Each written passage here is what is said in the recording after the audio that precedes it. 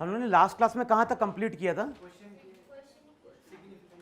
Significant figure complete हो गया था ना? क्वेश्चन सॉल्व किए तुम लोगों ने? तुम लोगों ने कुछ क्वेश्चन सॉल्व किए क्या? कौन से? क्या सिग्निफिकेंट फिगर के?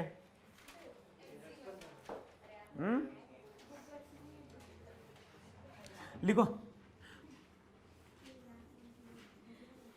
देखो वहां पे हम लोगों ने क्या डिफाइन किया था?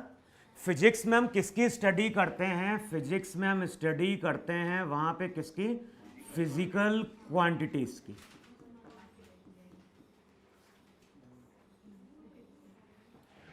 जब भी हम फिजिक्स की बात कर रहे हैं तो फिजिक्स में हम किसकी स्टडी कर रहे हैं? वहां पे हम स्टडी कर रहे हैं फिजिकल क्वांटिटीज की। और जो भी फिजिकल क्वांटिटीज थी, यानी बेसिकली हमने क्या डिफाइन किया था? फिजिक्स में हम स्टडी कर रहे हैं नेचर्स के लॉ की, और सबसे पहले हमें नेचर्स के लॉ को क्या करना है? डिफाइन करना है, जिसके लिए हमें जरूरत किसकी पड़ती है? फिजिकल क्वांटिटीज की। और फिजिकल क्वांटिटीज को इससे पहले हमने 3 पार्ट में डिवाइड किया था। एक को हमने बोला था वहां पे फंडामेंटल, दूसरे को हमने क्या बोला था? डिराइव्ड, और तीसरा जो था वो था वहां पे सप्लीमेंट्री। फंडामेंटल क्या थी? क्या थी फंडामेंटल क्वांटिटीज? हाँ, जो किसी भी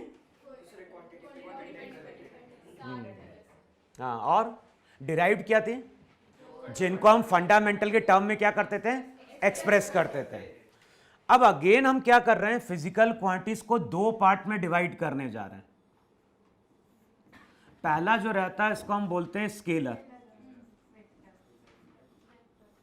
और दूसरे को हम वहां पे क्या बोलने जा रहे हैं? वेक्टर। तो अगेन हम फिजिकल क्वांटिटीज को अब क्या करेंगे? 2 पार्ट में क्लासिफाई करेंगे। तो हेडिंग डालो फिर से वहां पे फिजिकल क्वांटिटीज, और उसको 2 पार्ट में डिवाइड करो।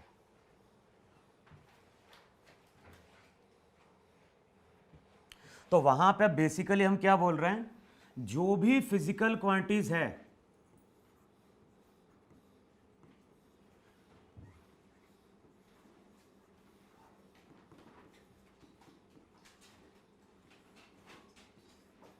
अब जो भी फिजिकल क्वांटिटीज है उसको हम क्या कर रहे हैं? 2 पार्ट में डिवाइड कर रहे हैं। एक को हम बोल रहे हैं स्केलर, और दूसरे को हम क्या बोल रहे हैं? वेक्टर। अब देखो, जब स्केलर क्वांटिटीज की बात करते हैं तो हम क्या बोलते हैं? हम बोलते हैं स्केलर क्वांटिटीज वो क्वांटिटीज होंगी जिनका केवल मैग्नीट्यूड होगा। स्केलर क्वांटिटीज वो क्वांटिटीज होंगी जिनका वहां पे केवल क्या होता है? मैग्नीट्यूड होता है। लेकिन जब हम वेक्टर क्वांटिटीज की बात करते हैं तो वेक्टर क्वांटिटीज वो क्वांटिटीज होंगी जिनका मैग्नीट्यूड भी होगा, magnitude as well as direction.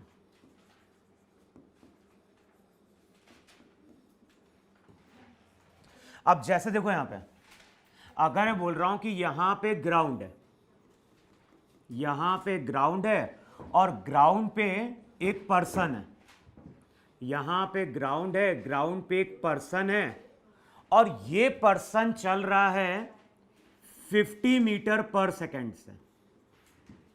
मैंने क्या बोला? ग्राउंड है, ग्राउंड पे एक पर्सन है, और ये पर्सन चल रहा है 50 मीटर पर सेकेंड से। अच्छा, जब कभी हम ऐसा स्टेटमेंट देते हैं कि पर्सन 50 मीटर पर सेकेंड से चल रहा है, तो हमें मैग्नीट्यूड के बारे में इंफॉर्मेशन मिल रही कि नहीं मिल रही? हम ये बोल सकते हैं कि जो भी पर्सन है वो 1 सेकेंड में कितना डिस्टेंस कवर करेगा? 50। लेकिन जब हम ऐसा बोलते हैं कि पर्सन 50 मीटर पर सेकेंड से चल रहा है, तो हमें डायरेक्शन के बारे में कोई इंफॉर्मेशन मिली क्या? ऐसा मैंने बोला क्या कि पर्सन राइट की ओर गया, लेफ्ट की ओर गया, या आगे या पीछे गया? तो यहां पे जब मैंने 50 मीटर पर सेकेंड लिखा तो हमें डायरेक्शन के बारे में कोई इंफॉर्मेशन नहीं मिली। तो ये जो 50 मीटर पर सेकेंड रहता है वो एग्जाम्पल है, और किसका एग्जाम्पल है? स्पीड का। तो जब हम 50 मीटर पर सेकेंड की बात करेंगे तो यहां पे वो क्या कहलाएगी, स्पीड कहलाएगी। लेकिन अब मैं अगले स्टेप में क्या करता हूं, अगले स्टेप में मैंने बोला कि ये एक्स एक्सिस है, ये वाई एक्सिस है, और अब साथ में मैंने यहां पे क्या किया, इस तरह से एक एरो पुट किया, और अब मैंने क्या बोला कि जो पर्सन है, पर्सन 50 मीटर पर सेकेंड से अब कहां जा रहा है, राइट की ओर जा रहा है। यानी यहां पे हम बोल रहे हैं कि जो भी पर्सन है वो 50 मीटर पर सेकेंड से किसके अलोंग चल रहा है, पॉजिटिव एक्स एक्सिस के अलोंग चल रहा है। तो जब तुम ऐसा बोलते हो कि पर्सन 50 मीटर पर सेकेंड से पॉजिटिव एक्स के अलोंग चल रहा है, तो बताओ हमें दोनों चीज के बारे में इंफॉर्मेशन मिल रही कि नहीं मिल रही है। हमें इंफॉर्मेशन मिली है मैग्नीट्यूड के बारे में, और साथ में हमें इंफॉर्मेशन मिली है किसके बारे में, डायरेक्शन के बारे में। तो ये जो 50 मीटर पर सेकेंड होगा, अब ये एग्जाम्पल होगा, और ये एग्जाम्पल होगा किसका, वेलोसिटी का। तो जब हम स्पीड की बात करते हैं तो वो स्केलर क्वांटिटी है, क्योंकि उसका क्या है, मैग्नीट्यूड है। लेकिन जब हम वेलोसिटी की बात करते हैं तो इसको हम वेक्टर बोलते हैं। और क्यों वेक्टर बोल रहे हैं, क्योंकि इसका मैग्नीट्यूड भी है और साथ में इसका क्या है, डायरेक्शन भी है। अच्छा, मैंने कभी तुमसे बोला कि एक बॉडी है, मान लो एक बॉडी है, बॉडी का मास 50 kg है या 60 kg है बॉडी का मास। तो जब हम बोलते हैं किसी बॉडी का मास 50 kg है, तो उसका कोई डायरेक्शन होता है क्या, नहीं। तो ये जो मास रहेगा, बताओ ये मास अगेन एग्जाम्पल होगा किसका, स्केलर क्वांटिटी का। लेकिन अगर हम कहीं बोलते हैं कि एक पर्सन है, और मैं बोल रहा हूं कि जो भी पर्सन है, पर्सन का वेट 600 न्यूटन है, तो जैसे मैं बोल रहा हूं कि मेरा वेट अगर मान लो 600 न्यूटन है, तो कहां एक्ट कर रहा है, नीचे की ओर। भाई वेट का मतलब क्या होता है, वेट का मतलब होता है कि अर्थ ने हमारे ऊपर कितना फोर्स अप्लाई किया। तो जो भी अर्थ होगी वो अर्थ फोर्स कहां अप्लाई कर रही है, नीचे की ओर। कितना अप्लाई कर रही है। तो जब हम वेट की बात करते हैं तो वेट बेसिकली एक तरह का क्या है, फोर्स है। तो मास की बात करेंगे तो मास क्या है, स्केलर। लेकिन जब हम वेट की बात करेंगे तो बताओ वेट हमारी एक वेक्टर क्वांटिटी होगी कि नहीं होगी वहां पे। तो पहला जो डिफरेंस है वो यहां पे क्या है, स्केलर का मैग्नीट्यूड होगा, और जब हम वेक्टर की बात करेंगे तो उसका मैग्नीट्यूड भी होगा और साथ में क्या होगा, डायरेक्शन भी होगा वहां पे। इतनी चीज क्लियर हुई। फिर देखो नेक्स्ट, अब हम यहां पे क्या बोल रहे हैं, हमारे पास एक कंटेनर है। अब नेक्स्ट केस में क्या बोल रहे हैं, हमारे पास एक कंटेनर है और कंटेनर में पानी भरा हुआ है।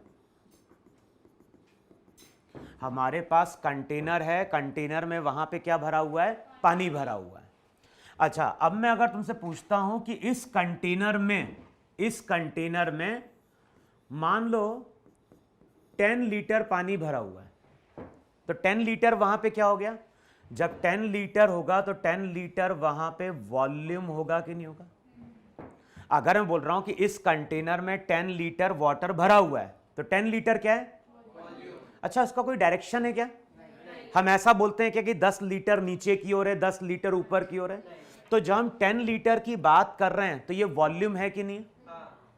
अच्छा, अब इसमें 10 लीटर पहले से भरा था, इसमें मैंने 4 लीटर पानी और ऐड कर दिया, तो पहले से 10 था, अब और कितना ऐड किया, 4।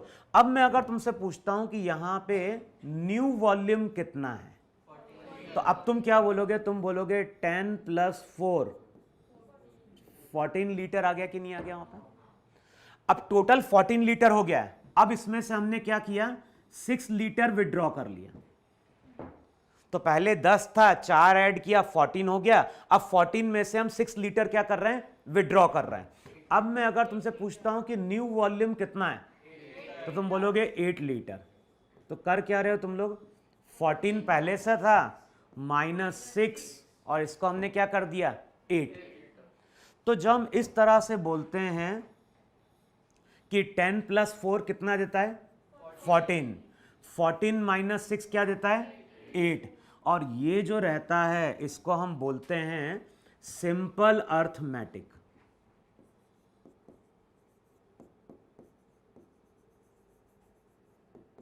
ये हमारी वहां पे सिंपल अर्थमेटिक है। सिंपल अर्थमेटिक में हम लोग क्या बोलते हैं 4 + 3 7 देगा, 10 - 2 8 देगा। तो इस तरह से जब हम मैथ्स में करते हैं तो इसको वहां पे हम लोग क्या बोलते हैं सिंपल अर्थमेटिक बोलते हैं। और नेक्स्ट पॉइंट क्या निकल के आ रहा है, वॉल्यूम कौन सी क्वांटिटी है स्केलर है। जैसे मैं अगर बोल रहा हूं कि कोई बॉडी है, मान लो कोई बॉडी है, उसका मास अभी 15 kg है। मान लो कोई बॉडी है, उस बॉडी का मास 15 kg है। अब इसमें हमने 2 kg और लाके प्लेस कर दिया। अब मैं पूछूं मास कितना हो गया, तो अब तुम बोलोगे जो मास होगा न्यू वो बेसिकली 17 kg बोलोगे कि नहीं बोलोगे वहां पे। तो नेक्स्ट प्रॉपर्टी क्या निकल के आती है, नेक्स्ट प्रॉपर्टी निकल के आती है स्केलर क्वांटिटीज का एडिशन और सब्ट्रैक्शन होता है अकॉर्डिंग टू सिंपल अर्थमेटिक। तो इतना लिखो और उसमें पॉइंट लिखो जरा।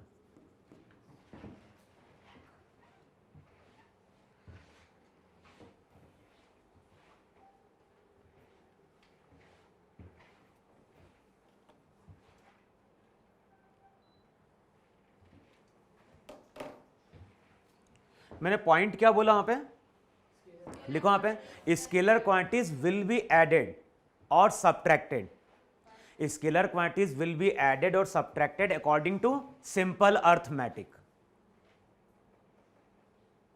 जो सिंपल अर्थमेटिक होगी उसके अकॉर्डिंग हम इन क्वांटिटीज को क्या करेंगे ऐड या फिर क्या करेंगे सब्ट्रैक्ट कर रहे होंगे वहां पे।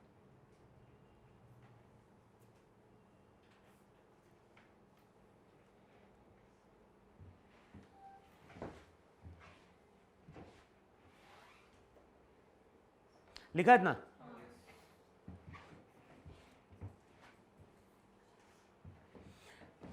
अब फिर यहां पे देखो रहा, यहां पे हम शो कर रहे हैं ग्राउंड, और जो भी ग्राउंड है ग्राउंड के ऊपर हमने क्या किया एक ब्लॉक को लाके प्लेस किया, और अब इस ब्लॉक पे हम एक तो फोर्स अप्लाई कर रहे हैं 4 न्यूटन का, और इस पे हम अप्लाई कर रहे हैं एक और फोर्स 3 न्यूटन का। तो ब्लॉक पे बेसिकली हम कितने फोर्स अप्लाई कर रहे हैं 2। एक हम अप्लाई कर रहे हैं 4 न्यूटन का, दूसरा हम अप्लाई कर रहे हैं 3 न्यूटन का। अब मैं इस केस में पूछता हूं कि इस ब्लॉक के ऊपर टोटल फोर्स कितना लग रहा है। तो अगर मैं तुमसे पूछता हूं कि इस ब्लॉक पे टोटल फोर्स कितना लग रहा है, और अगर तुम बोल रहे हो 3 + 4 कितना, तो गलत है। अब हम क्या बोलेंगे यहां पे 3 और 4, देखो टोटल का मतलब क्या है, टोटल का मतलब है कि इन दोनों को हमें क्या करना है ऐड करना है। अब फोर्स स्केलर है क्या, नहीं, फोर्स कौन सी क्वांटिटी है वेक्टर। तो यहां पे जब हम 3 और 4 को ऐड करेंगे तो हो सकता है यहां पे क्या आ जाए 2 आ जाए। ऐसा भी हो सकता है कि 3 और 4 को हम ऐड करें रिजल्ट 5 बन जाए। ऐसा भी कई बार होता है कि 3 और 4 को ऐड करते हैं तो रिजल्ट क्या बनता है। अभी तक हमने क्या पढ़ा है कि 3 + 4 अगर सिंपल अर्थमेटिक होगी तो 3 + 4 हमेशा क्या देगा 7। अब मैं तुम्हें बोलता हूं कि 3 और 4 को ऐड किया और आंसर हमें 5 मिल गया, या मैंने कभी ऐसा ही बोला कि 3 और 4 को ऐड किया रिजल्ट 1 बन गया। अब 3 और 4 को ऐड करने पे 1 बन सकता है, 5 बन सकता है, 6 बन सकता है। इसका मतलब है कि इनको हम सिंपली ऐड नहीं कर सकते। भाई 3 + 4 अगर 1 देता है तो इसका मतलब है कि यहां पे ऐड करने का तरीका भी क्या है अलग है। तो नेक्स्ट पॉइंट हम लोग क्या डिफाइन करते हैं यहां पे कि ये जो वेक्टर क्वांटिटीज होती है इनका एडिशन और सब्ट्रैक्शन होता है according to laws of vectors. Scalar quantities को हम सिंपली ऐड और सब्ट्रैक्ट कर सकते हैं, लेकिन जब भी हमें वेक्टर को ऐड और सब्ट्रैक्ट करना होगा तो हमें वेक्टर्स के लॉ को क्या करना है, यूज करना है।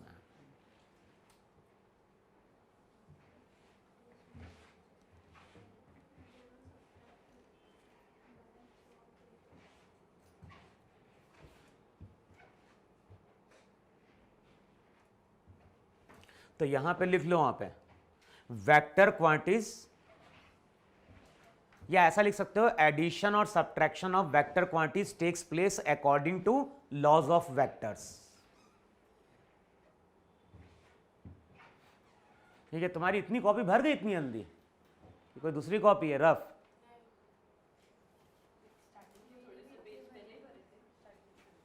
कि रफ कॉपी है कि 2-3 सब्जेक्ट लिखते हो एक साथ? हाँ, लिखा वहां पे, क्या लिखा? एडिशन, देखो एडिशन और subtraction of vector quantities takes place according to laws of vectors.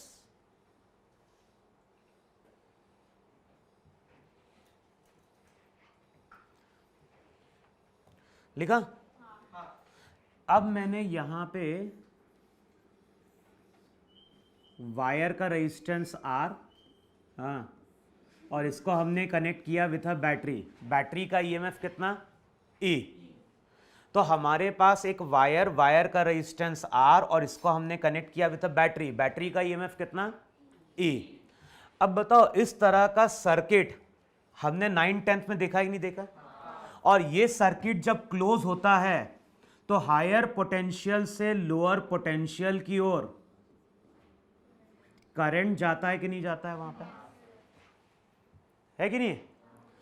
अब बताओ, जब इस सर्किट में करंट पास करता है तो कई बार हम ऐसा बोलते हैं कि नहीं बोलते हैं कि जो सर्किट है, सर्किट में करंट 5 एम्पेयर का जा रहा है। तो अगर हम करंट की बात कर रहे हैं तो बताओ करंट का मैग्नीट्यूड है कि नहीं? कितना मैग्नीट्यूड है करंट का? यहां पे 5 एम्पेयर। अच्छा, करंट का डायरेक्शन भी है कि नहीं? इस केस में अगर तुम देखोगे, तुम बोलोगे करंट कहां फ्लो कर रहा है? Current left to right flow कर रहा है। तो जब हम करंट की बात करते हैं तो करंट का क्या है?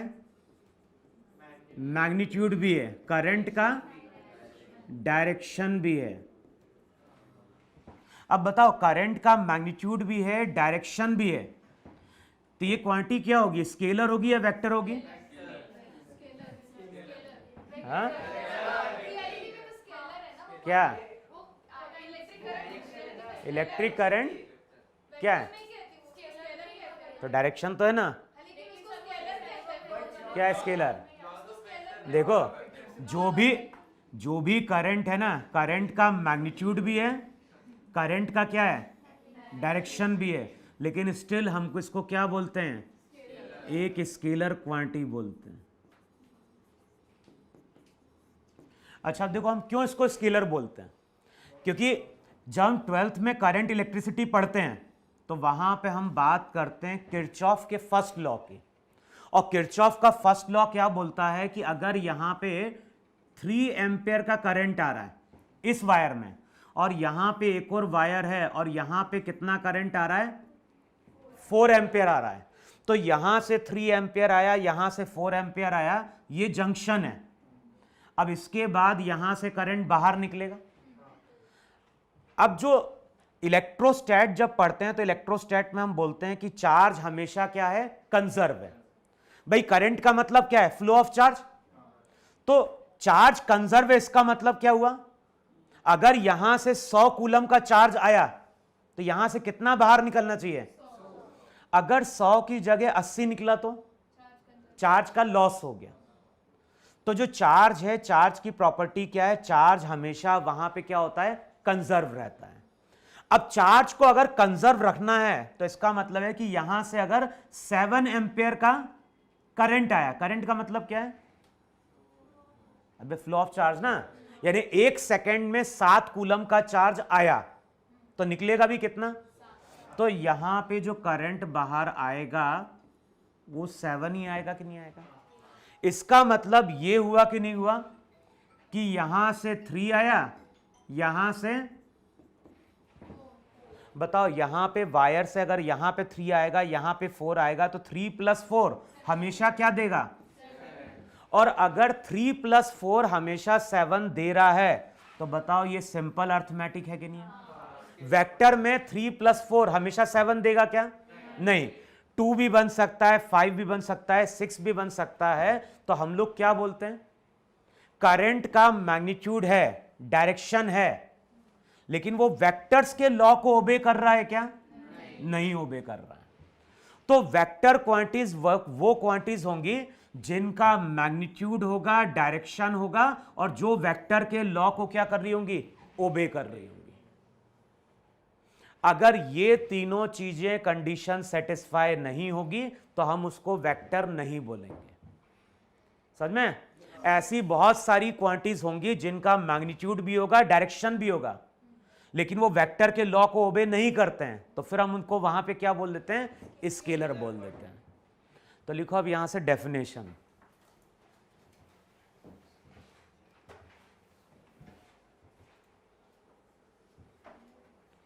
और डेफिनेशन लिखो सबसे पहले वहां पे स्केलर क्वांटिटीज की।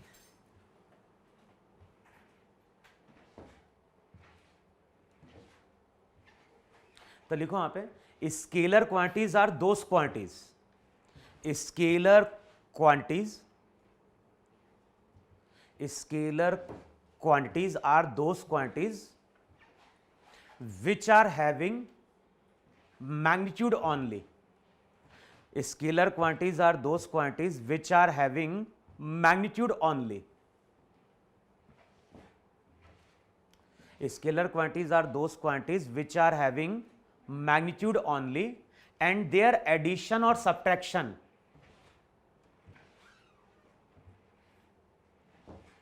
and their addition or subtraction can take place, and their addition or subtraction can take place according to simple arithmetic, and their addition or subtraction can take place according to simple arithmetic. और vector quantities की definition लिखो वहां पे।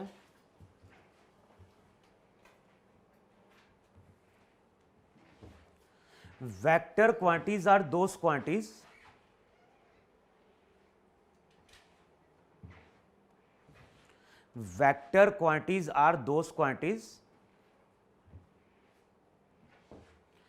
which are having vector quantities are those quantities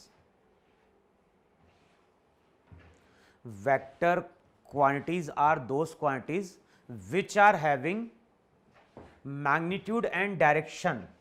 Vector quantities are those quantities which are having magnitude and direction, and they obey the laws of vectors. Vector quantities are those quantities which are having magnitude and direction both, and they obey the laws of vectors. अगर vectors के law को ओबे नहीं करेगी तो वो quantities हमारी vector नहीं कहलाएगी। इतनी चीज समझ में आई? अब देखो हम लोगों ने क्या बोला, जब भी हम वेक्टर की बात करते हैं तो वेक्टर बेसिकली मैथ्स का एक टॉपिक है, ये फिजिक्स में नहीं होता है। जो वेक्टर है वो मैथ्स का टॉपिक है, और हम इस टॉपिक को क्यों पढ़ रहे हैं? हम इस टॉपिक को पढ़ रहे हैं क्योंकि कुछ फिजिकल क्वांटिटीज हैं जिनको हमने क्या बोला है, और हमें इन क्वांटिटीज को कई बार ऐड करना होगा, कई बार हमें सब्ट्रैक्ट करना होगा, कई बार हमें क्या करना पड़ेगा? मल्टीप्लाई करना पड़ेगा। तो जब इन क्वांटिटीज को हमें ऐड या फिर सब्ट्रैक्ट करना होगा तो हमें क्या मालूम होना चाहिए? हमें वेक्टर के लॉज मालूम होने चाहिए, क्योंकि जब वेक्टर्स के लॉज मालूम होंगे तभी इन क्वांटिटीज को हम क्या कर पाएंगे? ऐड या फिर सब्ट्रैक्ट कर पाएंगे वहां पे। तो नेक्स्ट हेडिंग डालो वहां पे वेक्टर्स, नेक्स्ट हेडिंग डालो वहां पे वेक्टर्स।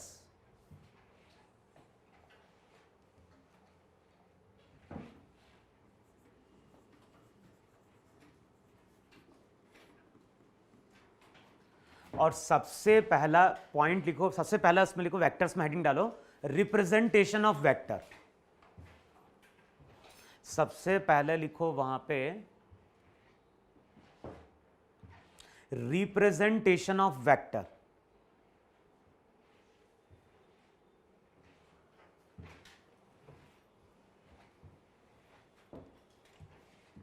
अच्छा, वेक्टर्स को रिप्रेजेंट करने के दो तरीके हैं।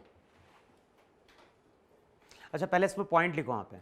रिप्रेजेंटेशन ऑफ वेक्टर का मतलब क्या है? जब मैं बोलता हूं कि वेक्टर को हमें क्या करना है, रिप्रेजेंट करना है, तो वेक्टर को रिप्रेजेंट करने का मतलब होता है कि हमें दोनों चीजों के बारे में इंफॉर्मेशन मिलनी चाहिए। हमें इंफॉर्मेशन मिलनी चाहिए उसके मैग्नीट्यूड के बारे में, और साथ में हमें इंफॉर्मेशन मिलनी चाहिए अबाउट इट्स डायरेक्शन। तो मैं अगर तुम्हें कहीं बोल रहा हूं कि वेक्टर को रिप्रेजेंट करो, तो हमें इन दोनों के बारे में आइडिया मिलना चाहिए। अब वेक्टर को रिप्रेजेंट करने के दो तरीके होते हैं। तो जो पहला तरीका होता है उसको हम बोलते हैं ग्राफिकल मेथड।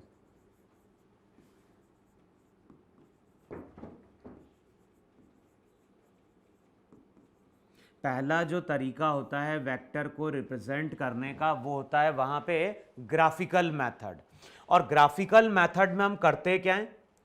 देखो, ग्राफिकल मेथड में बेसिकली हमें किसकी जरूरत पड़ती है? हमें जरूरत पड़ती है वहां पे ग्राफ पेपर की।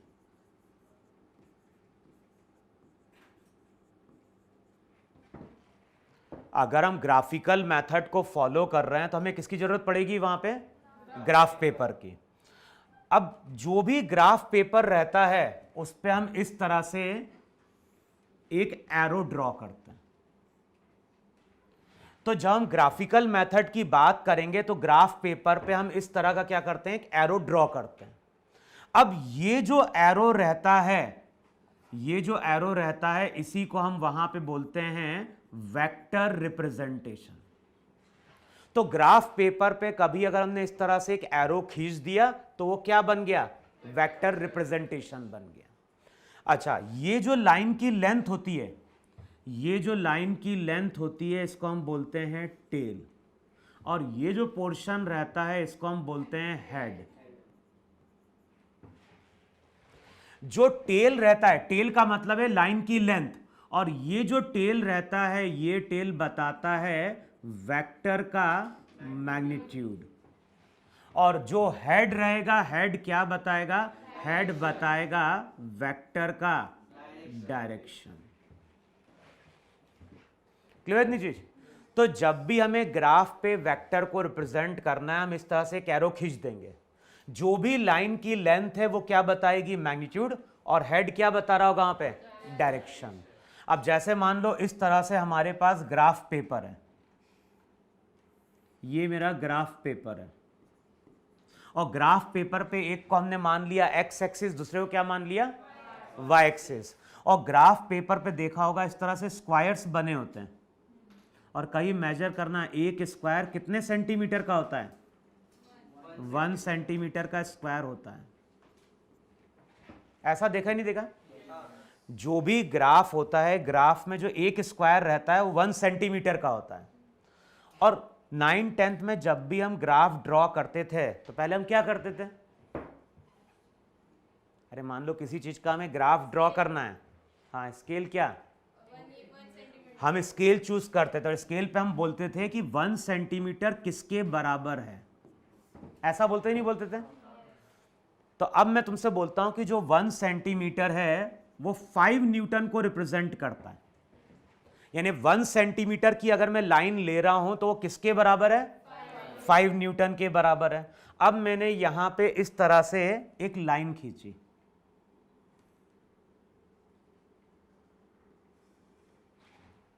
अच्छा, ये लाइन कितनी लेंथ की है? 1 2 3 4, बताओ 4 सेंटीमीटर की लाइन है कि नहीं है? और अब मैंने यहां पे एक एरो लगा दिया, हेड लगा दिया। अब तुम क्या बोलोगे? अब तुम बोलोगे कि ये जो है ये क्या रिप्रेजेंट कर रहा है? 1 2 3 4, 1 सेंटीमीटर मतलब 5 न्यूटन।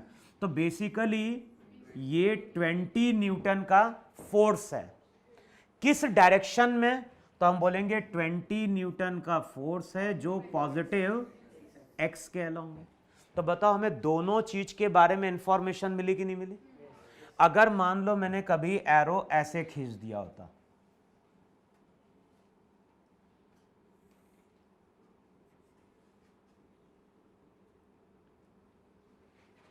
अब तुम क्या बोलोगे? अब अगर हमने इस तरह से एक एरो ड्रॉ किया, बताओ कितने सेंटीमीटर की लाइन है? 1 2 3 4 5 6 सेंटीमीटर है कि नहीं है? और 1 सेंटीमीटर किसके इक्विवेलेंट? 5। तो अब तुम क्या बोलोगे? अब तुम बोलोगे 30 न्यूटन का फोर्स किस डायरेक्शन में? 30 न्यूटन का फोर्स है किस डायरेक्शन में? Along negative x axis. देखो है कि नहीं है वहां पे? अच्छा, मान लो हमने कभी एरो ऐसे खींचा,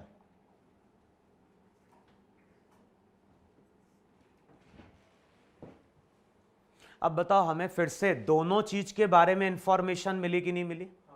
अब ये एरो क्या बता रहा है? ये बता रहा है 2 सेंटीमीटर, मतलब क्या हो गया? तो अब हमें मालूम चल रहा है कि 10 न्यूटन का फोर्स है, किस डायरेक्शन में लग रहा है? तो बताओ हमें दोनों चीज के बारे में इंफॉर्मेशन मिली कि नहीं मिली? हमें मैग्नीट्यूड के बारे में भी इंफॉर्मेशन मिली और हमें इंफॉर्मेशन मिली किसके बारे में? डायरेक्शन के बारे में। वहां पर लिखो इतना वहां पर।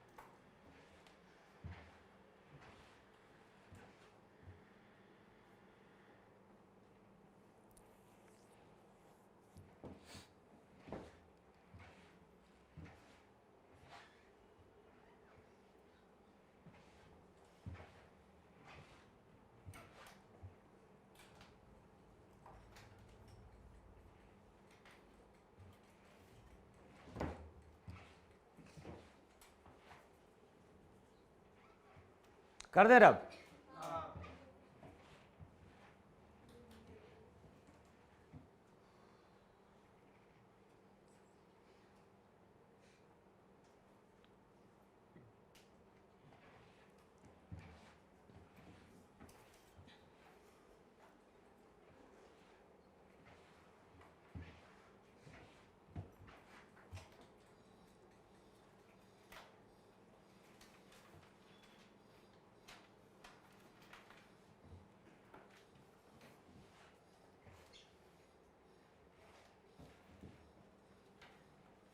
तुम लोग टेस्ट में मार्क्स कितने हैं?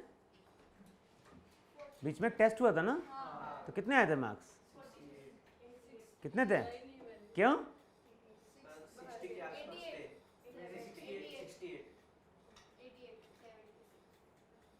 क्यों नहीं दिया था? कि मालूम था कि टेस्ट है आज, है ना?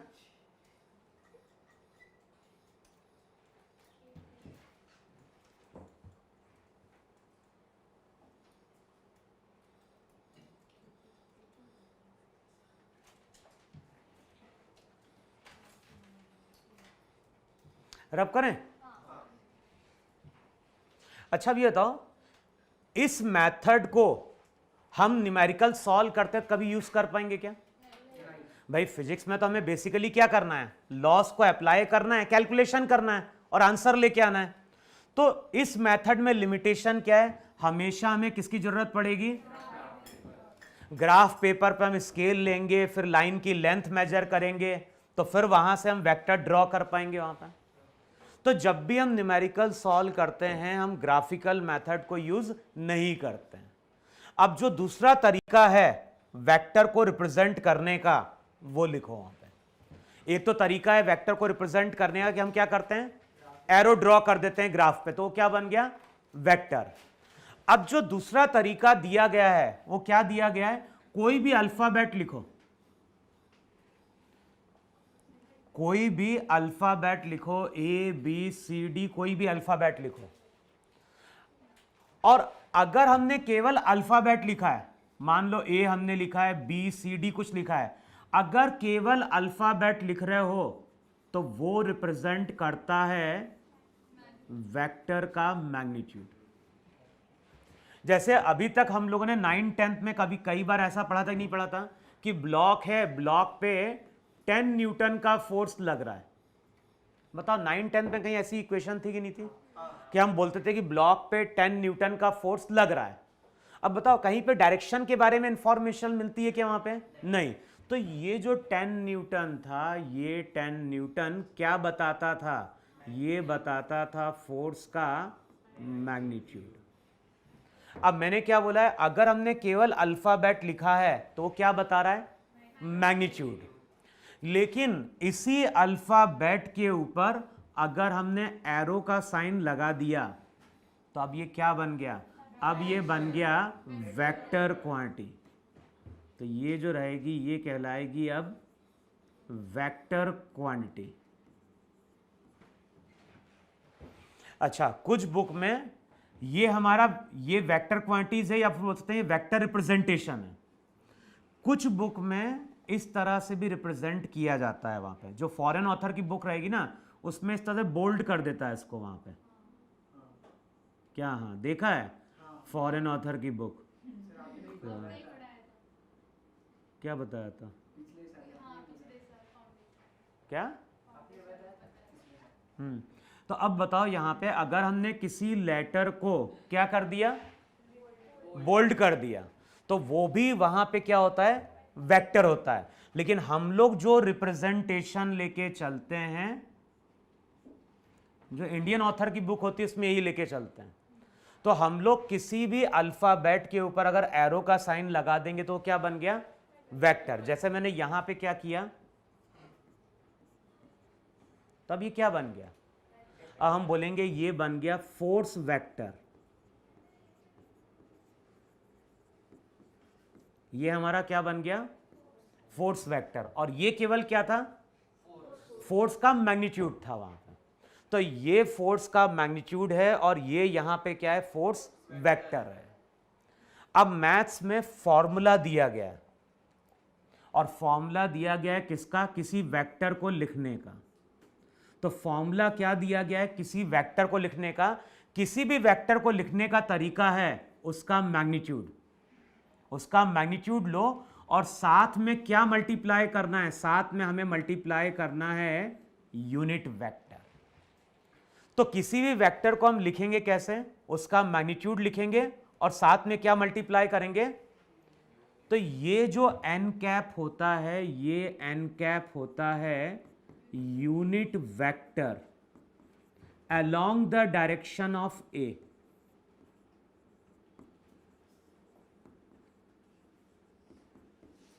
Unit vector along the direction of A। तो अगर हमें किसी वेक्टर को लिखना है तो हम उसका मैग्नीट्यूड लेंगे, साथ में क्या मल्टीप्लाई करेंगे, यूनिट वेक्टर। अब यूनिट वेक्टर होते क्या हैं, तो यूनिट वेक्टर एक ऐसा वेक्टर होता है जिसका मैग्नीट्यूड 1 होता है। तो जब हम यूनिट वेक्टर की बात करेंगे तो यूनिट वेक्टर एक ऐसा वेक्टर है जिसका मैग्नीट्यूड कितना है, 1 है। अब मैथ्स में 3 यूनिट वेक्टर दिए गए, एक दिया गया है आई कैप, दूसरा जे कैप और तीसरा के कैप। तो मैथ्स में 3 यूनिट वेक्टर दिए गए हैं, आई कैप, जे कैप और के कैप। अब आई कैप क्या बताता है, आई कैप बताता है एक ऐसा वेक्टर जिसका मैग्नीट्यूड 1 है और ये पॉजिटिव एक्स के अलोंग है। जे कैप क्या बता रहा है, एक ऐसा यूनिट वेक्टर जिसका मैग्नीट्यूड 1 है लेकिन ये पॉजिटिव वाई को इंडिकेट करता है।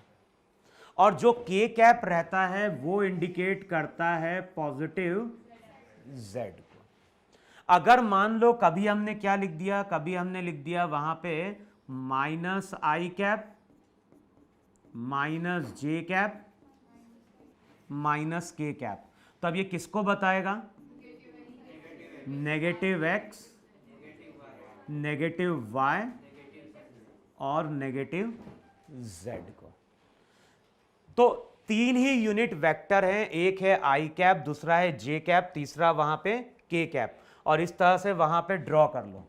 ये अगर मैथ्स में एक्स एक्सिस है, ये तुम्हारी वाई एक्सिस है, तो जेड एक्सिस के परपेंडिकुलर होगी कि नहीं होगी? तो हमने डायग्राम में ऐसा कहीं शो कर दिया जेड एक्सिस। अब क्या शो करोगे यहां पे? आई कैप जो है, आई कैप यूनिट वेक्टर किसके अलोंग है? पॉजिटिव एक्स के अलोंग है। जे कैप क्या है? यूनिट वेक्टर है पॉजिटिव वाई के अलोंग, और के कैप तुम्हारा यूनिट वेक्टर है पॉजिटिव जेड के अलोंग।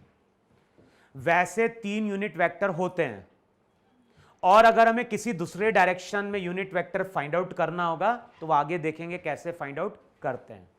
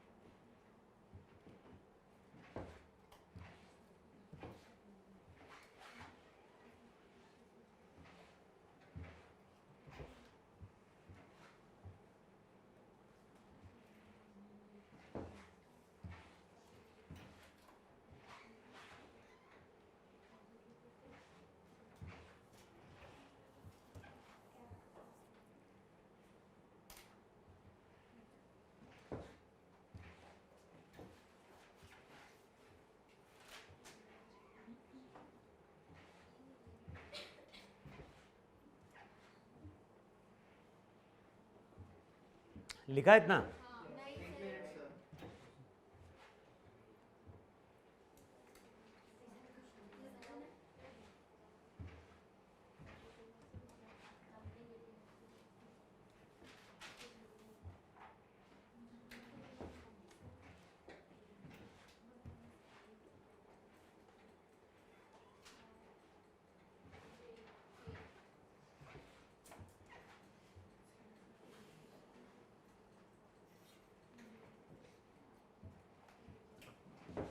हो गया? मैंने लास्ट लाइन क्या बोली थी नोट करने से पहले? क्या बोला था मैंने लास्ट लाइन? या तुम लोग मुंडी ला रहे थे ना? मैंने लास्ट लाइन क्या बोली थी? क्या है? नोट तो तुमने स्टार्ट, उससे पहले मैंने क्या बोला था जब एंड किया था? मैंने बोला था कि अभी तक हमने केवल कितने वेक्टर शो किए यूनिट में? तीन। एक पॉजिटिव एक्स के अलोंग, एक पॉजिटिव वाई के अलोंग, पॉजिटिव जेड के अलोंग। लेकिन कोई जरूरी है क्या कि यूनिट वेक्टर किसी एक डायरेक्शन में हो? यूनिट वेक्टर तो ऐसा भी हो सकता है, नहीं हो सकता है भाई? हम यूनिट वेक्टर का मतलब क्या है? एक ऐसा वेक्टर जिसका मैग्नीट्यूड क्या है? 1। तो 1 मैग्नीट्यूड का वेक्टर तो हम किसी भी डायरेक्शन में ड्रॉ कर सकते हैं, ड्रॉ कर सकते हैं। तो अब इस डायरेक्शन में अगर यूनिट वेक्टर होगा तो क्या लिखेंगे भाई? इस डायरेक्शन में होगा तो आई कैप लिखेंगे, इसके अलोंग होगा तो जे कैप लिखेंगे, इसके अलोंग होगा तो? अब इसके अलोंग क्या लिखे वहां पे?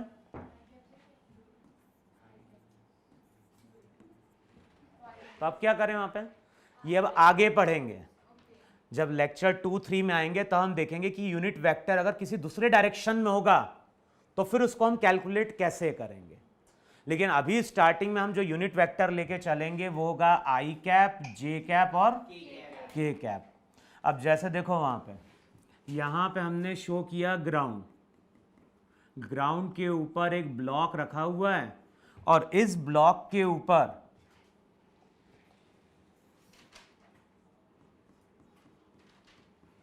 ये तुम्हारा एक्स एक्सिस, ये तुम्हारा वाई एक्सिस। अब बताओ डायग्राम देख के क्या पता चल रहा है? डायग्राम देख के पता चल रहा है कि ब्लॉक पे कितना फोर्स लग रहा है? 10 न्यूटन का। किस डायरेक्शन में लग रहा है? अबे पॉजिटिव एक्स के अलोंग। अभी इस डायग्राम को देख के हम ये बोल सकते ही नहीं बोल सकते हैं कि ब्लॉक पे 10 न्यूटन का फोर्स लग रहा है। किस डायरेक्शन में लग रहा है? पॉजिटिव एक्स के अलोंग। अब मुझे अगर इस फोर्स को वेक्टर फॉर्म में लिखना है तो देखो लिखने का तरीका क्या है, फॉर्मूला क्या दिया गया है, किसी भी वेक्टर को हम लिखेंगे उसका मैग्नीट्यूड, साथ में क्या मल्टीप्लाई करना है? उस डायरेक्शन का यूनिट वेक्टर। और बताओ इस डायरेक्शन में यूनिट वेक्टर आई कैप है कि नहीं है? तो हम 10 को किससे मल्टीप्लाई करेंगे? तो जो भी फोर्स रहेगा उस फोर्स की वैल्यू कितनी हो जाएगी? 10 आई कैप। तो जो ब्लॉक रहेगा, ब्लॉक पे जो फोर्स है ये केवल क्या है? मैग्नीट्यूड। और ये क्या बता रहा है? ये बता रहा है वेक्टर रिप्रेजेंटेशन।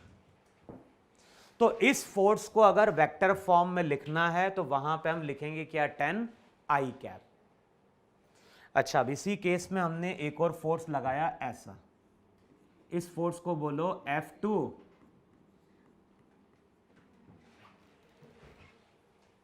अब बताओ F2 को वेक्टर फॉर्म में क्या लिखें?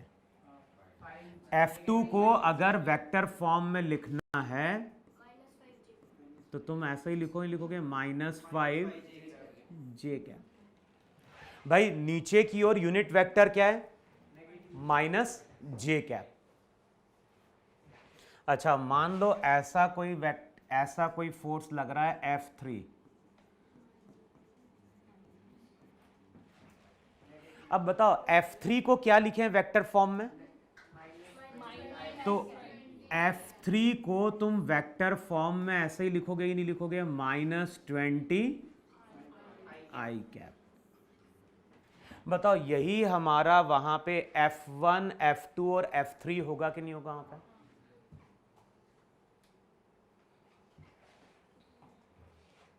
लिखा इतना?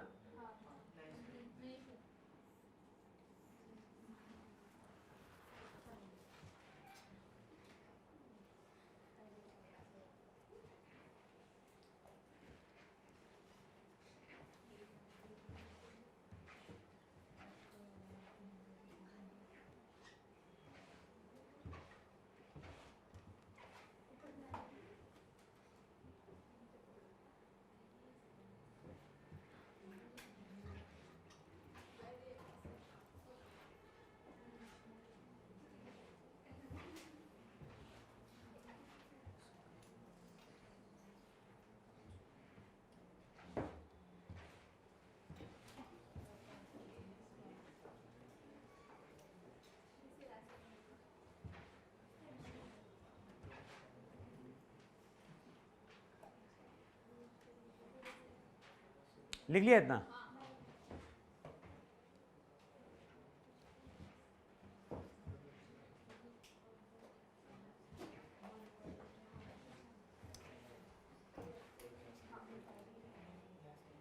अबे हुआ कि नहीं हुआ?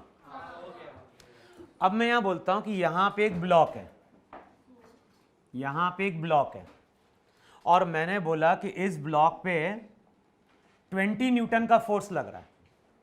यहां पे एक ब्लॉक रखा है, मैंने बोला ब्लॉक पे 20 न्यूटन का फोर्स लग रहा है। अब कहां लग रहा है? कुछ बोल पाओगे क्या? नहीं। लेकिन अब मैं बोलता हूं कि इस ब्लॉक पे एक फोर्स लग रहा है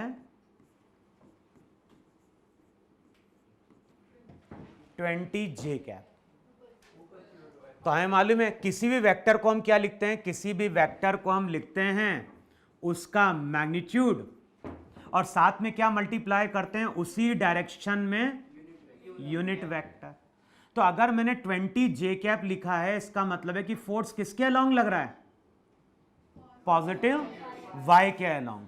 तो बताओ इस तरह से हम फोर्स शो करेंगे कि नहीं शो करेंगे? अब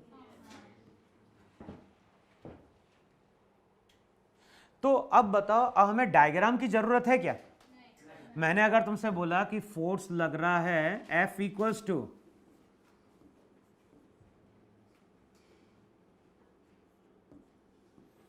अब इसका मतलब क्या हुआ?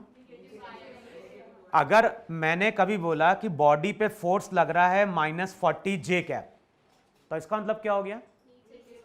तो बताओ हमें दोनों चीज के बारे में इंफॉर्मेशन मिली कि नहीं मिली? मैग्नीट्यूड कितना? 40 न्यूटन। डायरेक्शन क्या? तो बताओ ये वेक्टर रिप्रेजेंटेशन हुआ कि नहीं हुआ? वेक्टर रिप्रेजेंटेशन का मतलब है कि हमें इंफॉर्मेशन मिलनी चाहिए अबाउट इट्स मैग्नीट्यूड, और साथ में इंफॉर्मेशन मिलनी चाहिए किसके बारे में? डायरेक्शन के बारे में। देखो यही कि नहीं वहां पे? अब मैंने अगर कहीं ऐसा बोला कि ग्राउंड है, ग्राउंड पे एक पर्सन है,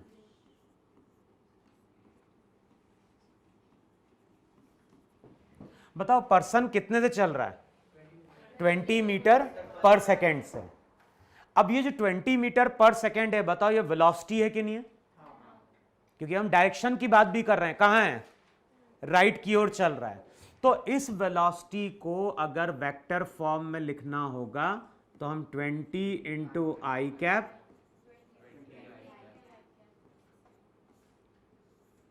देखो जो वेलोसिटी रहेगी वो हमारी 20 आई कैप होगी कि नहीं होगी वहां पे? अच्छा, मैंने कभी ऐसा बोला कि ग्राउंड है, ये ग्राउंड है और ग्राउंड पे रेन ड्रॉप्स नीचे की ओर गिर रहे हैं, इस तरह से ग्राउंड पे रेन गिर रही है।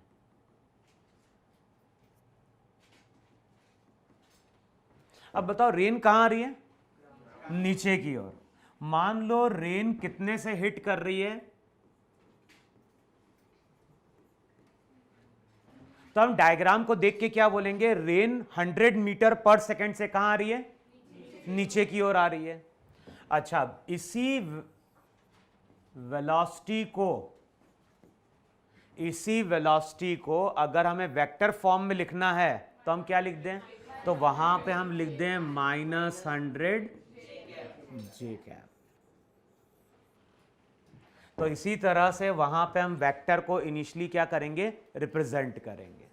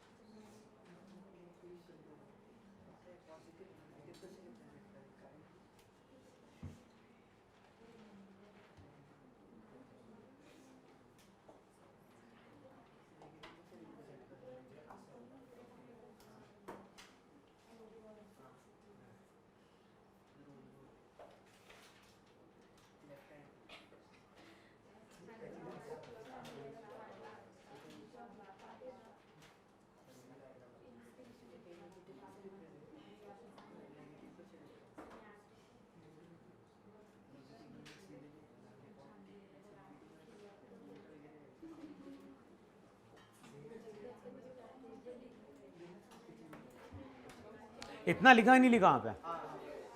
लिखो नेक्स्ट हेडिंग डालो वहां पे। अभी हम लोग बात कर रहे हैं किसके? वेक्टर के रिप्रेजेंटेशन की। अब नेक्स्ट हेडिंग डालो वहां पे, लॉज ऑफ वेक्टर्स।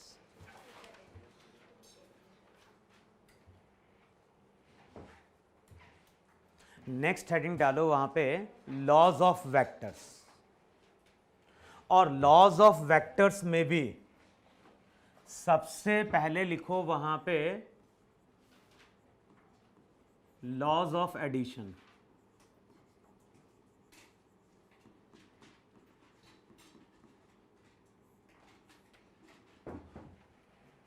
तो नेक्स्ट हेडिंग डालो वहां पे लॉज ऑफ एडिशन की। अब वेक्टर्स के बहुत सारे लॉ होते हैं, लेकिन अभी हम लोग जिस लॉ की बात कर रहे हैं वो कहलाता है लॉज ऑफ एडिशन। अच्छा, हमें कब मालूम चलेगा कि वेक्टर को हमें ऐड करना है?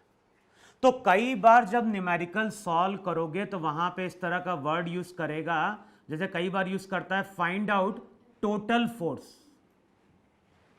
कई बार ऐसा वर्ड यूज करता है find out total force acting over a body, या फिर कई बार ऐसा भी वर्ड यूज करता है फाइंड आउट रिजल्टेंट एक्सेलरेशन है, और कई बार वहां पे ऐसा भी वर्ड यूज करता है फाइंड आउट नेट फोर्स। तो जब भी फिजिक्स में इस तरह का वर्ड यूज किया जाएगा टोटल, रिजल्टेंट या नेट, इसका मतलब है कि हमें वहां पे क्या करना है? ऐड करना है। जैसे मैंने बोला रिजल्टेंट इलेक्ट्रिक फील्ड कितनी है, अगर मैं बोलता हूं कि कहीं पे रिजल्टेंट इलेक्ट्रिक फील्ड कितनी है, इसका मतलब क्या है? इलेक्ट्रिक फील्ड को हमें वहां पे क्या करना है? ऐड करना है। तो जब हम लॉज ऑफ एडिशन की बात करते हैं तो इनके थ्रू हम वेक्टर्स को क्या करते हैं? ऐड करते हैं। और इसमें जो सबसे पहला लॉ आता है वो हेडिंग डालो वहां पे triangle law of vector addition. यहां पे हम सबसे पहले जिस लॉ की बात करेंगे उसको हम बोलते हैं triangle law of vector addition.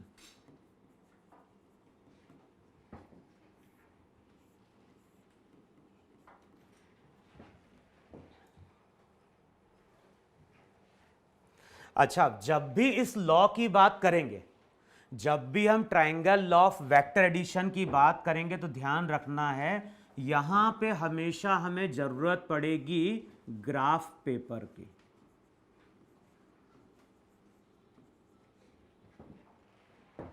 जो ट्रायंगल लॉ है, triangle law of vector addition है, उस लॉ के थ्रू हम वेक्टर्स को क्या करते हैं? ऐड करते हैं। लेकिन जब भी हम इस लॉ को यूज करेंगे तो हमेशा हमें किसकी जरूरत पड़ेगी? ग्राफ पेपर की।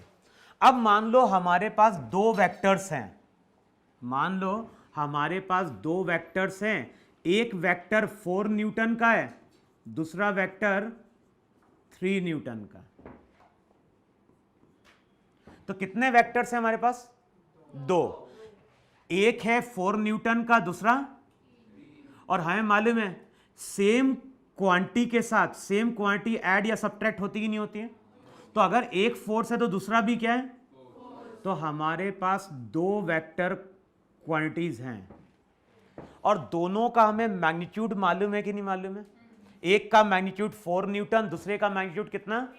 3 न्यूटन। अब देखो, जिन दो वेक्टर्स को हमें ऐड करना है, सबसे पहले उन दोनों वेक्टर्स को हमें ग्राफ पेपर पे क्या करना है? ड्रॉ करना है।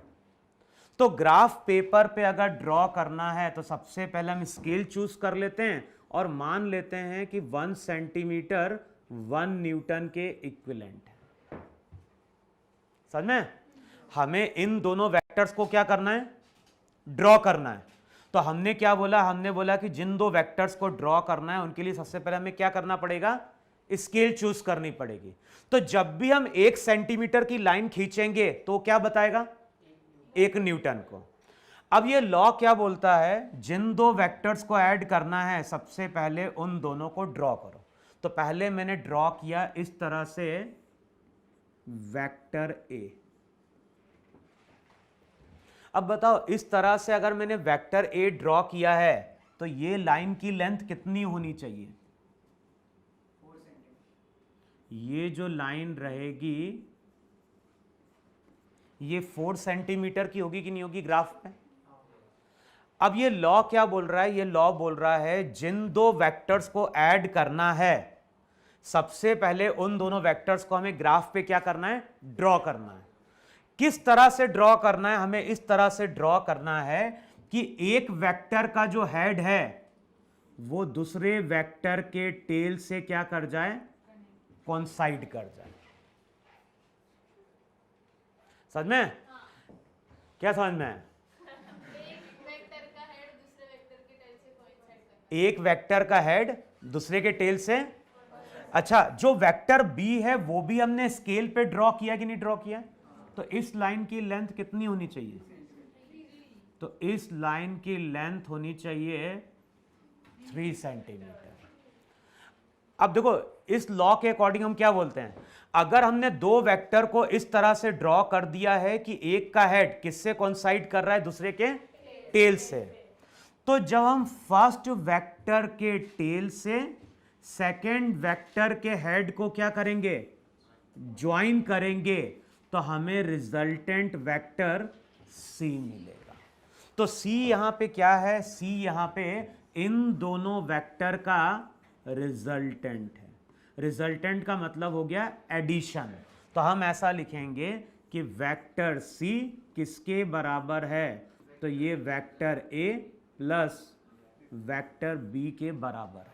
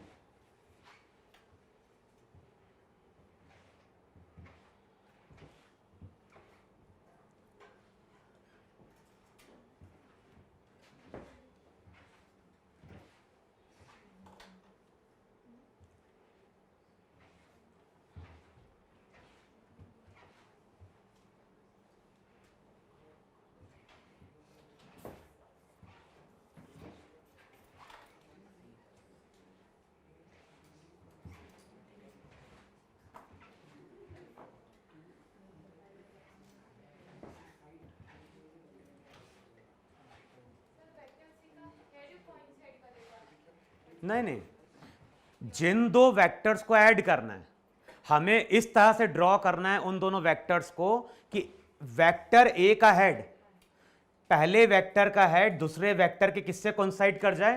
टेल से। अगर ऐसा हो गया तो जब भी हम फर्स्ट के टेल से सेकेंड के हेड को ज्वाइन करेंगे तो हमें क्या मिल जाएगा? रिजल्टेंट मिल जाएगा वहां पे। अच्छा बताओ, ये सभी वेक्टर हमने स्केल पे ड्रॉ किए नहीं ड्रॉ किए? अब हमने स्केल से ये लाइन की लेंथ मेजर करी, मान लो हमने स्केल से लाइन की लेंथ मेजर करी और ये लाइन की लेंथ मान लो 6.2 सेंटीमीटर दिखाई दी। भाई ए भी स्केल पे, बी भी किस पे? स्केल पे। तो बताओ यहां से यहां जब लाइन की लेंथ मेजर करेंगे तो ये लाइन की लेंथ क्या देगा? अबे ये जो मैंने, ये वेक्टर सी है कि नहीं है? अब मैंने वेक्टर सी की लेंथ मेजर करी तो मैंने क्या बोला है? वेक्टर की लेंथ क्या बताता है? उसका मैग्नीट्यूड। तो हम ऐसा बोलेंगे कि जो वेक्टर सी है उसका मैग्नीट्यूड 6.2 न्यूटन है। तो अब क्या मिल गया? हम बोलेंगे 4 न्यूटन प्लस 3 न्यूटन मिलके कितना देंगे? 6.2 न्यूटन। वहां पे आया कि नहीं समझ में? अच्छा, प्रोटेक्टर से हम ये डायरेक्शन कैलकुलेट कर सकते हैं नहीं कैलकुलेट कर सकते हैं? अरे प्रोटेक्टर रखो। प्रोटेक्टर क्या होता है? क्या होता क्या है? इसका मतलब क्या होता है प्रोटेक्टर का? एंगल। हाँ, तो यहां पे अगर प्रोटेक्टर लाके प्लेस करोगे तो हमें रिजल्टेंट वेक्टर का डायरेक्शन मिलेगा कि नहीं मिलेगा? तो अब हमें मैग्नीट्यूड के बारे में भी इंफॉर्मेशन मिल गई और डायरेक्शन के बारे में भी इंफॉर्मेशन मिल गई। किसके लिए? रिजल्टेंट के लिए। लेकिन अब देखो, मान लो गलती से हमने बी वेक्टर को ऐसे ड्रॉ किया होता।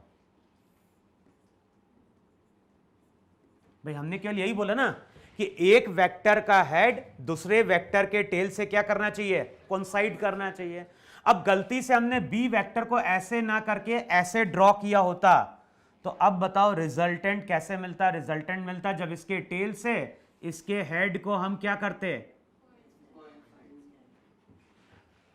अब बताओ जो रिजल्टेंट वेक्टर आया उसका मैग्नीट्यूड बढ़ गया कि नहीं बढ़ गया? कि लाइन की लेंथ बन गई, बढ़ गई, तो इसका मैग्नीट्यूड बढ़ गया, डायरेक्शन भी चेंज हो गया कि नहीं चेंज हो गया? अच्छा, मान लो गलती से हमने वेक्टर बी को ऐसे ड्रॉ किया होता, गलती से। अब क्या होता, अब जब हम किसको ज्वाइन करते हैं, हम ज्वाइन कर रहे हैं यहां पे इसके टेल और इसके हेड को। अब बताओ जो रिजल्टेंट वेक्टर होगा उसका मैग्नीट्यूड क्या हो गया, कम हो गया, और एंगल डायरेक्शन एंगल बढ़ गया कि नहीं बढ़ गया वहां पे। इसका मतलब है कि जब हम दो वेक्टर्स को ऐड करने जा रहे हैं, तो जो रिजल्टेंट वेक्टर सी है वो किस पे डिपेंड करेगा, अबे ए और बी के मैग्नीट्यूड पे, साथ में बी के ओरिएंटेशन पे। बी को हम किस तरह से ड्रॉ कर रहे हैं उसी पे क्या डिपेंड करता है, उसी पे डिपेंड करता है वहां पे रिजल्टेंट वेक्टर सी। आया ना। अब ये जो ओरिएंटेशन होता है इसका मतलब होता है एंगल बिटवीन टू वेक्टर्स। तो नेक्स्ट हेडिंग डालो वहां पे,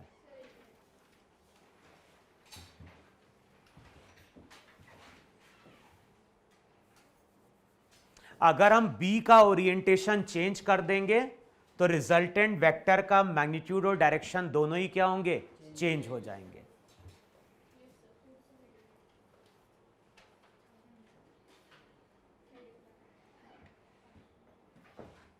लिखा उतना।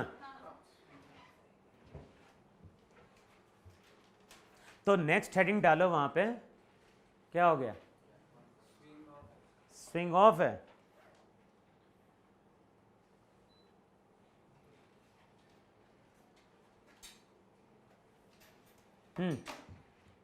लिख लिया ना इतना। तो नेक्स्ट हेडिंग डालो वहां पे, एंगल बिटवीन टू वेक्टर्स।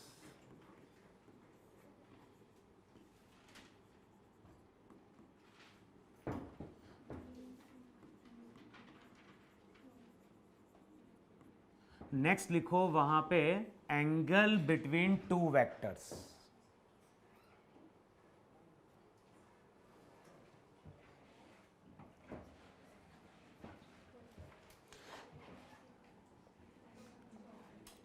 अब देखो, जब भी हम किसी वेक्टर की बात करते हैं, जब भी हम किसी वेक्टर की बात कर रहे हैं तो उसके साथ दो चीजें जुड़ी हुई हैं। एक तो है मैग्नीट्यूड और दूसरा क्या है, डायरेक्शन। जैसे मैंने अगर कभी बोला कि एक वेक्टर है 10 i कैप और दूसरा वेक्टर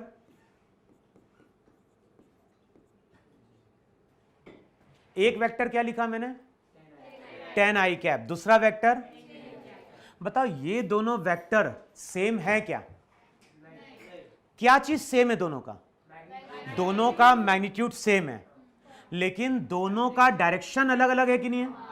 ये किसको इंडिकेट करता है, ये इंडिकेट करता है पॉजिटिव एक्स को, और ये किसको इंडिकेट कर रहा है, ये इंडिकेट कर रहा है पॉजिटिव। तो जब किसी वेक्टर का डायरेक्शन चेंज होगा तो वेक्टर भी अलग हो जाएगा कि नहीं हो जाएगा। जैसे मैं अगर तुमसे बोलता हूं कि यहां पे हमारे पास एक वेक्टर है इस तरह से, ये वेक्टर ए है, तो बताओ इसका कुछ मैग्नीट्यूड है कि नहीं है, और इसका डायरेक्शन क्या है अभी, पॉजिटिव एक्स। अब देखो वेक्टर ए अभी ऐसा था, अब इमेजिन करो वेक्टर ए को हमने ऐसा रोटेट कर दिया, यानी हम क्या कर रहे हैं, वेक्टर ए का ओरिएंटेशन ऐसे चेंज कर देते हैं। अब बताओ कोई वेक्टर ऐसा रखा था, इसको हमने ऐसा टर्न कर दिया, क्या चीज चेंज हुई, मैग्नीट्यूड। तो मैग्नीट्यूड चेंज हुआ क्या, नहीं, क्या चेंज हो गया, तो वेक्टर सेम रहा क्या, अबे कहां सेम रहा, देखो वेक्टर सेम कब रहेगा, जब मैग्नीट्यूड भी सेम रहेगा। और तो यहां पे जब मैंने इस वेक्टर को ऐसा रोटेट कराया तो मैग्नीट्यूड तो नहीं चेंज किया, लेकिन क्या चीज चेंज कर दी, तो ये जो रहेगा ये अब हमारा न्यू वेक्टर कहलाएगा। इतनी चीज समझ में आ रही है। अगर किसी वेक्टर को हमने इस तरह से रोटेट कर दिया तो फिर वो क्या बन गया, एक नया वेक्टर बन गया। लेकिन बताओ इसी वेक्टर को ऐसा था कि नहीं था ये, अब इसी वेक्टर को हम ऐसे नीचे लेके आ गए, बताओ क्या चीज हमने चेंज करी, अरे कुछ नहीं ना, वेक्टर ऐसा था, इसको हम ऐसे नीचे लेके आ गए तो मैग्नीट्यूड चेंज हुआ क्या, डायरेक्शन चेंज हुआ, तो इसको हम वेक्टर ए बोलेंगे, लेकिन इसको हम वेक्टर ए नहीं बोलेंगे। तो जब भी हम किसी वेक्टर को मूव कराएंगे, अगर इस तरह से मूव कराओगे तो डायरेक्शन, ना तो डायरेक्शन चेंज होगा ना ही मैग्नीट्यूड, लेकिन इस तरह से अगर चेंज करोगे तो डायरेक्शन वहां पे क्या हो गया, चेंज हो गया। अब हमारे पास एक वेक्टर यहां कहीं है, हमारे पास एक वेक्टर ए है, दूसरा वेक्टर बी है। हमें क्या करना है, हमें इन दोनों वेक्टर्स के बीच में क्या फाइंड आउट करना है, और एंगल को हम किससे डिनोट कर रहे हैं, थीटा से। अब देखो, जब भी दो वेक्टर्स के बीच का एंगल फाइंड आउट करना है तो हमें क्या करना है, हमें दोनों के टेल टू टेल को मीट कराना है। अगर दो वेक्टर्स के बीच का हमें क्या फाइंड आउट करना है, डायरेक्शन। बोलो, मैंने क्या बोला, अगर दो वेक्टर्स के बीच का अगर हमें डायरेक्शन फाइंड आउट करना है तो हम क्या करेंगे, टेल से टेल मिलाएंगे। लेकिन अभी टेल टू टेल मीट कर रहे हैं क्या, नहीं, तो अब हमें क्या करना है, टेल टू टेल मीट कराना है। लेकिन जब टेल टू टेल मीट कराना होगा तो हमें वेक्टर को क्या करना पड़ेगा, मूव कराना पड़ेगा। तो या तो हम वेक्टर ए को मूव कराएं या फिर वेक्टर, लेकिन किस तरह से मूव कराएंगे, हम इस तरह से मूव कराएंगे कि डायरेक्शन चेंज ना हो। तो अब इस केस में हमने क्या किया, वेक्टर बी को ऐसे पीछे लेके आ जाओ और वेक्टर ए को भी ऐसा थोड़ा पीछे लेके आ जाओ। तो बताओ इस तरह से अब आ गया कि नहीं आ गया। अब बताओ, ऐसा जब हमने मूव कराया तो कुछ फर्क पड़ा क्या, तो अब हमने क्या बोला, अब हमने बोला कि जब दो वेक्टर्स के बीच का एंगल फाइंड आउट करना होगा तो या तो हम एक वेक्टर को मूव कराएंगे या फिर दोनों को मूव कराएंगे। लेकिन कंडीशन क्या होगी, जब भी दो वेक्टर्स मूव करेंगे तो उनका डायरेक्शन वहां पे चेंज नहीं होना चाहिए। समझ में इतना। अब जब दो वेक्टर्स के टेल टू टेल मीट कर जाते हैं तो उस टाइम पे दो एंगल बनते हैं, और जो स्मॉलर एंगल होगा वही हमारा थीटा कहलाएगा। और थीटा क्या है, थीटा है एंगल बिटवीन टू वेक्टर्स। समझ में इतना, लिखो जरा इतना वहां पे।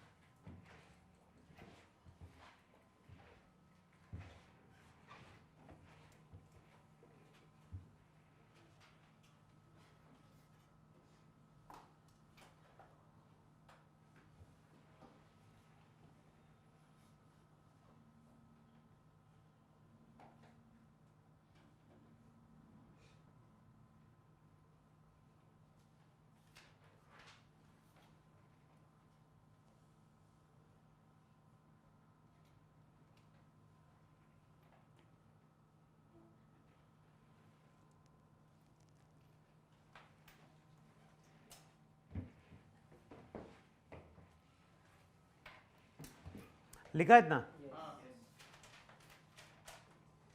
अब फिर से डायग्राम देखो जरा, यहां पे एक वेक्टर, यहां पे एक वेक्टर ए, यहां पे एक और वेक्टर बी। अब बताओ दोनों वेक्टर के बीच में एंगल कितना है, यहां पे एक वेक्टर ए, यहां पे दूसरा वेक्टर क्या है, बी। हमें बताना है कि दोनों वेक्टर्स के बीच में एंगल कितना है। तो आप क्या करोगे, फिर से हम दोनों के टेल टू टेल क्या कराएंगे, मीट कराएंगे। अब बताओ टेल टू टेल मीट कराना, तो बी को हम इस तरह से नीचे ले आओ वहां पे। अब बताओ दोनों के टेल टू टेल मीट कर गए, थीटा की वैल्यू 90 डिग्री है कि नहीं वहां पे। फिर नेक्स्ट डायग्राम ड्रॉ करो, एक वेक्टर ए ऐसा, दूसरा वेक्टर बी ऐसा।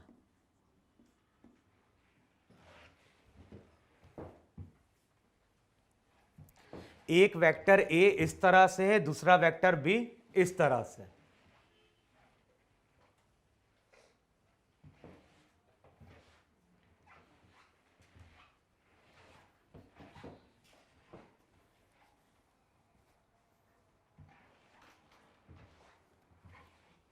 अब बताओ, अब मुझे अगर दोनों वेक्टर्स के बीच में एंगल फाइंड आउट करना है तो हम क्या करेंगे? हम ए का टेल और बी के टेल को क्या कराएंगे? मीट कराएंगे। तो अब यहां पे दोनों के टेल को मीट कराने के लिए बी को ऐसा नीचे की ओर लेके जाओ। अब बताओ कौन सा एंगल स्मॉलर है? जो स्मॉलर होगा वही थीटा होगा। तो ये स्मॉलर है कि नहीं है? तो अभी ये स्मॉलर था, अभी ये स्मॉलर था, अभी ये स्मॉलर था।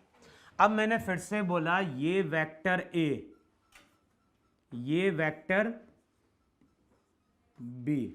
बताओ दोनों का डायरेक्शन ऑपोजिट है कि नहीं है? मैग्नीट्यूड के बारे में कुछ बोल सकते हैं क्या? नहीं। अगर दोनों का डायरेक्शन ऑपोजिट होता है तो उसको वहां पे हम एंटी पैरेलल वेक्टर बोलते हैं। एक होता है पैरेलल वेक्टर्स, दूसरे क्या होते हैं? Anti parallels. तो एंटी पैरेलल्स में डायरेक्शन क्या हो गया? ऑपोजिट। अब बताओ कैसे हम दोनों के टेल टू टेल को मूव कराएं, मीट कराएं? तो बी को ऐसे पहले पीछे लेके आए, फिर क्या लेके आ जाएं? नीचे। कुछ फर्क पड़ा क्या? अब अगर देखोगे तो बताओ ये एंगल स्मॉलर है कि नहीं है? तो तुम बोलोगे थीटा की वैल्यू कितनी? 180।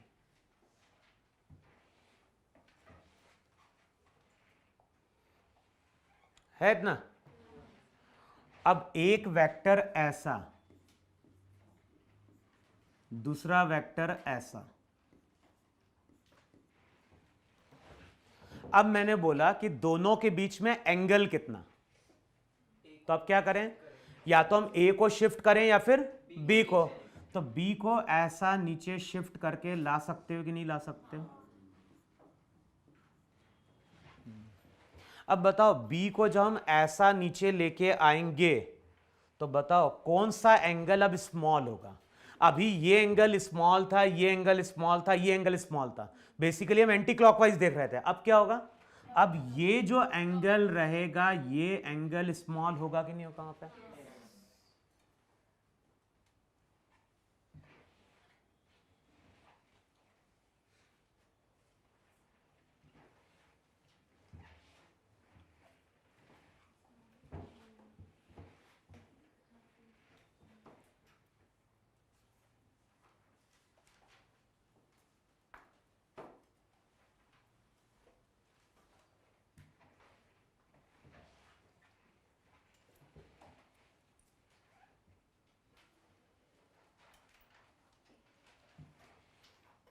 लिखा है ना?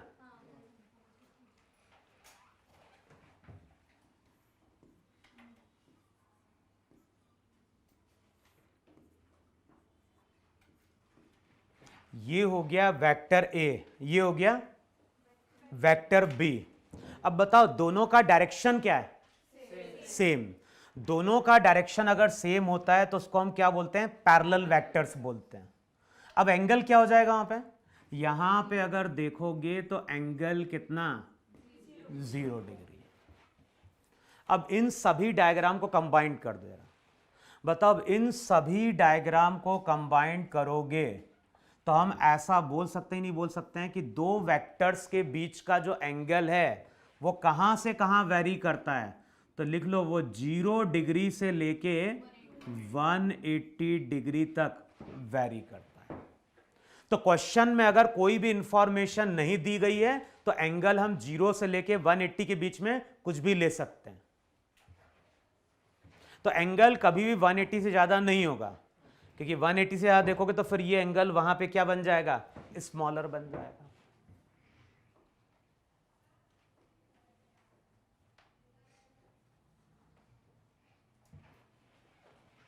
लिखा है इतना? अब जो ट्राइंगल लॉ था वहां पे याद है हमने क्या किया था? वहां पे हमने दो वेक्टर्स को पहले ड्रॉ किया था। किस तरह से ड्रॉ किया था? कि एक का हेड कोइंसाइड करता है किसके टेल से? दूसरे के टेल से।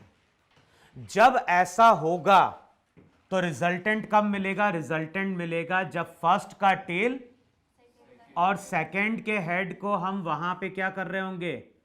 ज्वाइन कर रहे होंगे। तो बताओ यही रिजल्टेंट होगा कि नहीं होगा? वहां पे यही था, नहीं था वहां पे? अब ये चीज बताओ, यहां पे किन दो वेक्टर्स को हम ऐड कर रहे हैं? एक तो है ए, दूसरा है बी। ये दोनों ऐड करके क्या दे रहे हैं? तो सी रिजल्टेंट है कि नहीं है? तो इस तरह से ये फॉर्मूला तो कई जगह यूज किया जाएगा कि ए प्लस बी यहां पे क्या दे रहा होगा? सी दे रहा होगा वहां पे है। अब यहां पे बताओ किन दो वेक्टर्स को हम ऐड कर रहे हैं? ए और बी को।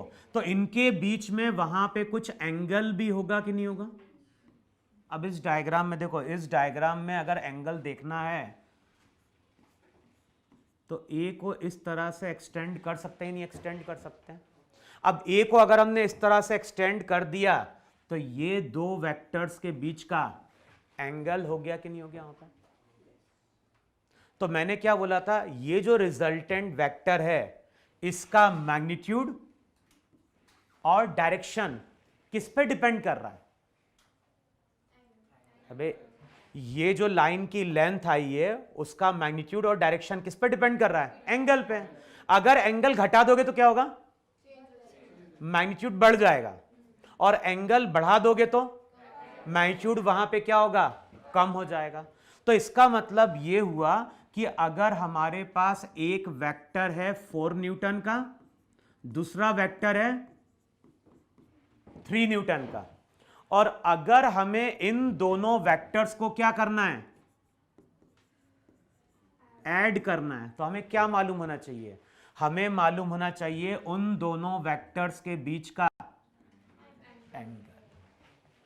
जब तक हमें दोनों वेक्टर्स के बीच का एंगल नहीं मालूम होगा तब तक हम ऐड ही नहीं कर पाएंगे। मान लो अगर क्वेश्चन में ऐसा बोल देता कि एंगल कितना है? 60 डिग्री, तो हम क्या करते? यहां से एक लाइन खींचते ए, फिर यहां पे क्या करते? एक स्केल रखते और प्रोटेक्टर से कितना एंगल मेजर करते हैं? 60 पे क्या ड्रॉ कर देते हैं? अब बताओ, सब कुछ हमने एग्जैक्टली ड्रॉ किया नहीं ड्रॉ किया? भाई ए का मैग्नीट्यूड ड्रॉ किया, बी का मैग्नीट्यूड ड्रॉ किया, एंगल मालूम था, अब हमने स्केल से इस लाइन की लेंथ को क्या कर लिया? मेजर कर लिया। तो हमें वेक्टर सी का मैग्नीट्यूड मिल जाएगा, साथ में क्या मिल जाएगा? वेक्टर सी का डायरेक्शन। है समझ में? तो दो वेक्टर्स को जब ऐड करोगे तो हमें दोनों का मैग्नीट्यूड चाहिए और साथ में क्या चाहिए? एंगल। अगर नहीं दिया गया है तो एंगल 0 से लेके 180 तक फिर कुछ भी पॉसिबल है इतना समझ में? तो इतना नोट करो और इसमें लास्ट में लिखो लॉ, स्टेटमेंट लिखो ट्रायंगल लॉ का।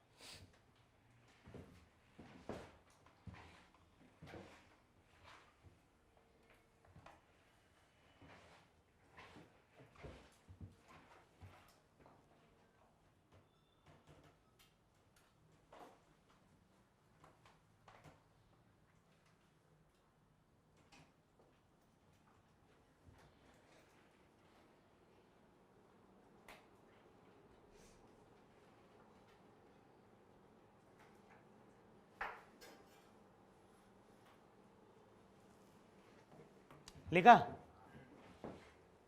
अब लिखो इसका, क्या लिखा कि नहीं लिखा? तो लिखो अब इसका स्टेटमेंट लिखो।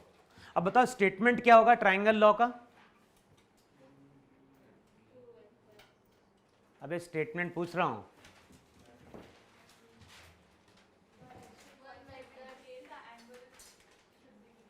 क्या क्या?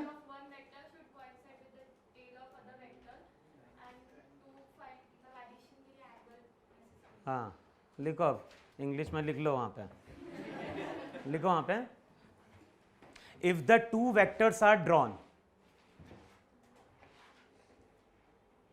if the two vectors are drawn such that, if the two vectors are drawn such that the head of first vector, if the two vectors are drawn, if the two vectors are drawn such that the head of first vector coincides with the tail of second vector, if the two vectors are drawn, if the two vectors are drawn such that, क्या लिखा वहां पे, such that the head of first vector coincides with the tail of second vector, then the resultant vector will be obtained, then the resultant vector will be obtained by joining, then the resultant vector will be obtained by joining the tail of first vector, then the resultant vector will be obtained by joining the tail of first vector to the head of second vector.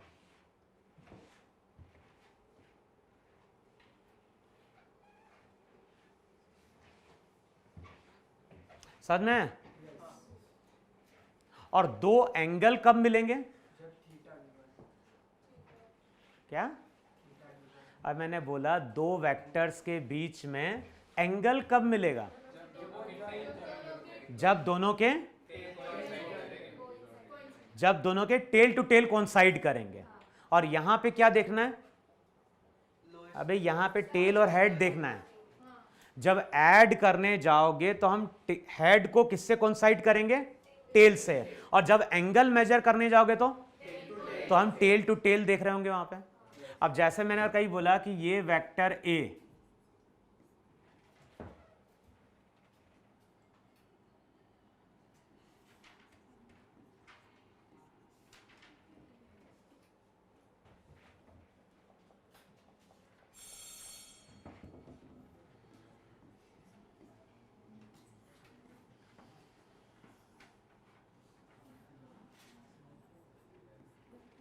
बताओ कौन सा vector resultant है? इस diagram को देखो रहा, और diagram को देख के बताओ अब कौन सा वेक्टर रिजल्टेंट है। बताओ किसका हेड किसके टेल से कोइंसाइड कर रहा है? ए का हेड बी के टेल से कोइंसाइड कर रहा है। तो यहां पे जब हम फर्स्ट वेक्टर का टेल और लास्ट सेकंड वेक्टर के हेड को ज्वाइन करेंगे तो ये हमें क्या देगा?